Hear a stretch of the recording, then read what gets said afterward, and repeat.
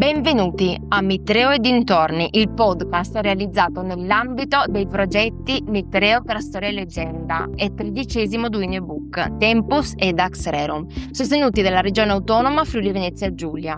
Un viaggio tra storia, cultura, turismo e identità del territorio di Duino Aurisina, raccontato attraverso le voci di giornalisti, comunicatori, divulgatori e protagonisti della vita culturale. Io sono Linda Simeone e vi accompagnerò alla scoperta di luoghi, storie e prospettive che rendono questo territorio unico. In cuffia con me oggi Francesca Scarmignan, direttore commerciale di AI Magazine. Ciao Francesca, buongiorno. Ciao Linda, buongiorno a tutti. Buongiorno e ben arrivata. Allora senti, io ti prendo per mano e ti chiedo di farmi fare un giro immaginario a Duino Aurisina. Se io appunto dico Duino Aurisina, qual è la prima immagine che ti viene in mente? E come tutti i cristiani d'adozione ti direi che probabilmente tutti pensiamo subito alla Dama Bianca, perché è una cosa talmente particolare. Appena arrivi a Trieste qualcuno ti ci porta subito a vederla, perché è una specie di battesimo per i nuovi cittadini. Questo è un'emozione molto forte quando si arriva. Ok, senti, qual è il tuo legame professionale che hai con questo territorio? Allora, con questo territorio la mia rivista collabora molto assiduamente, perché promuoviamo tutti gli eventi che si svolgono anche a Duino Aurisina, le iniziative e anche le aziende che operano sul territorio, che sono ugualmente importanti anche come riflesso sociale sul territorio. Quindi con i magazine ci occupiamo di seguire e valorizzare tutte quelle iniziative che portano qualcosa di importante sul territorio. Guarda, allora mi aggancio subito a questa osservazione che hai fatto, ma quanto è importante comunicare appunto il territorio, valorizzarlo soprattutto? È importantissimo ed dovrebbe essere una delle prime voci quando ci si occupa di un'iniziativa, perché questo apre l'iniziativa al mondo.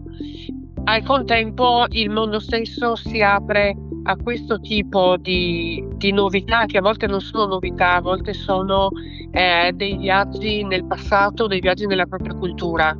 Per noi di Magazine è molto importante soprattutto appunto avvicinare le fasce più lontane a questi mondi di scoperta, quindi i giovani, le persone arrivate da poco. Abbiamo strette collaborazioni con l'università appunto per diffondere anche in ambito universitario, in ambito di molto giovani, questo tipo di iniziative. Senti, se tu mi dovessi costruire un weekend ideale a Duino Aurisina, che cos'è che non dovrebbe mai mancare? Allora, se abbiamo voglia di un weekend culturale, quindi diciamo che il venerdì lo dedichiamo alla cultura, dobbiamo vedere i due castelli, quindi quello più antico e anche quello più moderno. E il sabato potremo dedicarlo a una bella passeggiata al villaggio del pescatore, soprattutto per chi viene dalla città. È un micromondo che toglie il fiato. Si mangia benissimo, si beve benissimo, si fanno delle passeggiate bellissime, quindi è proprio una giornata di coccola quella che uno passa al villaggio del pescatore, oppure camminando sul Ri, per chi è un po' più appassionato. Io sono appassionata di camminate, quel tratto così molto immerso nella natura, devo dire che in città non siamo abituati e anche al corpo fa molto molto bene. E poi appunto ovviamente la mia preferita, la Dama Bianca, bisogna vederla necessariamente. E uno spunto anche culturale importante è comunque fare visita al Mitreo, che è un unicum, quindi una volta nella vita bisogna vederlo. Sì, ecco, guarda, allora mi soffermo, visto che me l'hai nominato tu, a sto punto io approfitto e me ne soffermo che in questo momento il Mitreo è gestito, ma brillantemente, anzi magistralmente, dal gruppo Armada, dal gruppo speleologico Flondar. Ovviamente tutte le attività che si svolgono sono partner sempre del gruppo Armada, però è appunto è gestito, ma soprattutto aperto dai volontari del gruppo speleologico Flondar, che ha preso in concessione dalla soprintendenza appunto la possibilità di aprire questa grotta ipogea, che è una grotta, non so come spiegarla, è aperta perché nella realtà non è proprio chiusa, ma è aperta a metà, e dove all'interno si andava a venerare il dio Mitra, no? Che peraltro era raffigurato da questo grandissimo dio che colpiva, uccideva a mani nude un toro, nel frattempo anche che veniva morso da un serpente. Insomma, tutta una narrativa molto importante, ma che andava un po' che va molto a valorizzare, ma soprattutto a raccontare quelle che sono le storie che girano attorno al Timavo, che appunto è stato un crocevia veramente di culture, di popoli, e che veramente è molto molto importante. Il Mitreo è aperto tutti i sabati mattina. Per scrivere o per partecipare bisogna scrivere al gruppo speleologico Flondar,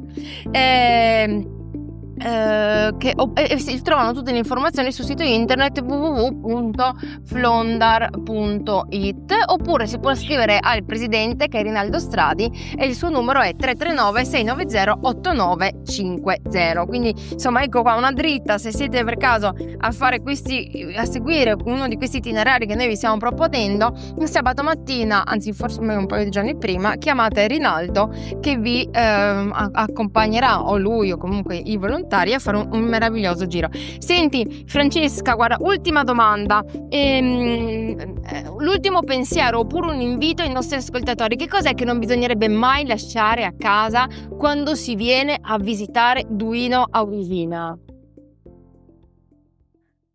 Allora, mi verrebbe da dire di cercare di scattare molte foto, perché sono appassionata, è una cosa che faccio sempre, di scattare foto quando mi trovo in un posto, però la realtà è che forse dovremmo cercare di viverci un po' di più i posti, probabilmente, e meno i ricordi, e quindi non dimenticarsi di portarsi gli amici.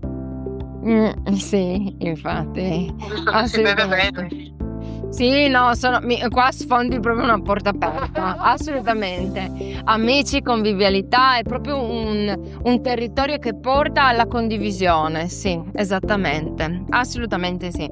Bene, Francesca, io ti ringrazio tantissimo di essere stata qui in cuffia con me, di aver portato la tua energia all'interno di questi meravigliosi luoghi, e grazie anche ai nostri amici a casa per averci seguito. Questo era Mitreo e dintorni, il podcast realizzato nell'ambito dei progetti Mitreo tra storia e leggenda, e la 13ª edizione di Duino ebook Tempus ed Dax Rerum, sostenuti dalla Regione Autonoma Friuli Venezia Giulia e organizzati dal gruppo Armada Flavio Vidonis. Se questa puntata vi è piaciuta, continuate a seguirci per scoprire nuove storie, o ovviamente per scoprire nuovi itinerari da poter visitare, nuovi ospiti e nuove prospettive dedicate a questo meraviglioso territorio. Da Linda Simeone è tutto, alla prossima, ciao Francesca, grazie ancora. Ciao, grazie.